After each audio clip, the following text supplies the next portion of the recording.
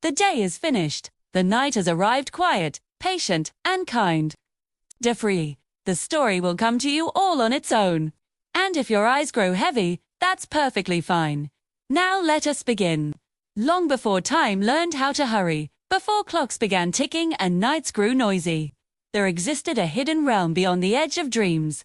It was called the Moonlight Kingdom, a place where moonbeams were woven into bridges and stars drifted like lanterns in the sky.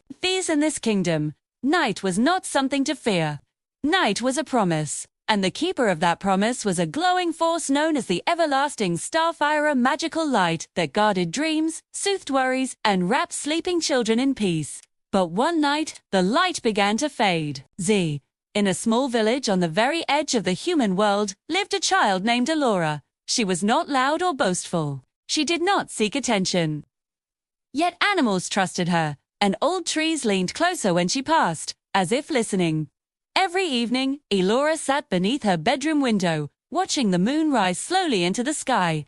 She spoke to it sometimes, not with words, but with thoughts. Please, keep the night gentle, she would think, and the moon always glowed a little brighter. One evening, something felt wrong. The crickets were silent. The stars blinked nervously. The moon rose pale and tired. Elora wrapped her blanket tightly around herself. Then tap, tap came a soft sound at her window. A tall owl, with silver feathers and eyes like melted gold, stepped inside. "Do not be afraid," he said gently. "My name is Aurelian, guardian of the night winds." Elora swallowed. "Is the moon sick?" The owl bowed his head. "The everlasting starfire is dimming. Without it, dreams will scatter, and darkness will forget how to leave." High above the clouds, in a palace carved from moonstone, Queen Lunaria gazed into a pool of starlight. She had searched every corner of the kingdom for help. Warriors were too fierce, wizards were too proud, kings were too busy ruling. The starfire did not need strength, it needed heart. The moon whispered a single name, Elora. "She listens," the queen said softly. "She hopes. She believes." And so, the owl was sent. Wrapped in silver wind, Elora rose into the sky beside Aurelian. Clouds parted like curtains, revealing bridges of glowing mist and floating gardens, where night-blooming flowers sang softly.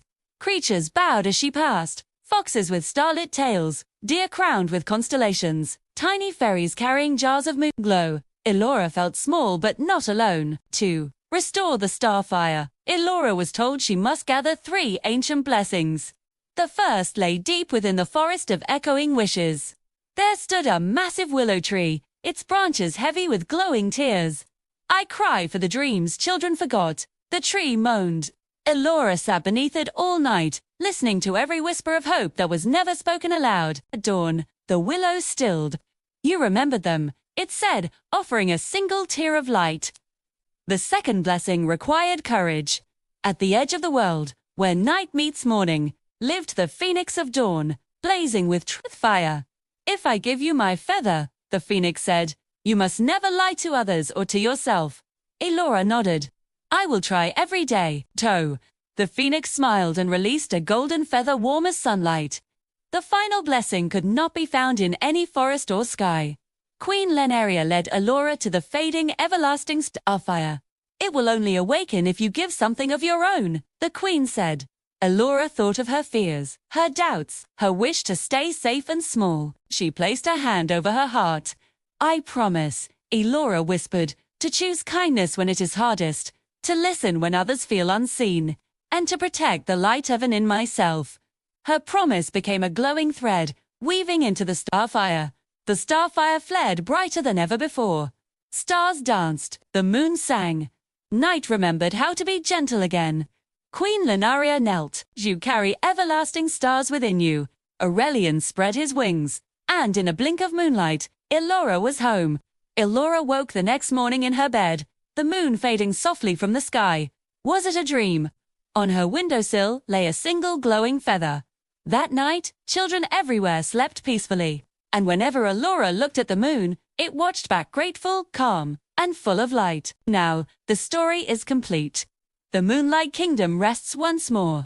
The stars are awake, the night is gentle, and all is as it should be. You can let the images fade slowly, like stars at sunrise. There is nothing more to do, nowhere else to go. Take one slow breath in and one soft breath out. The night is watching over you. The stars know your name. And tomorrow can wait. Good night.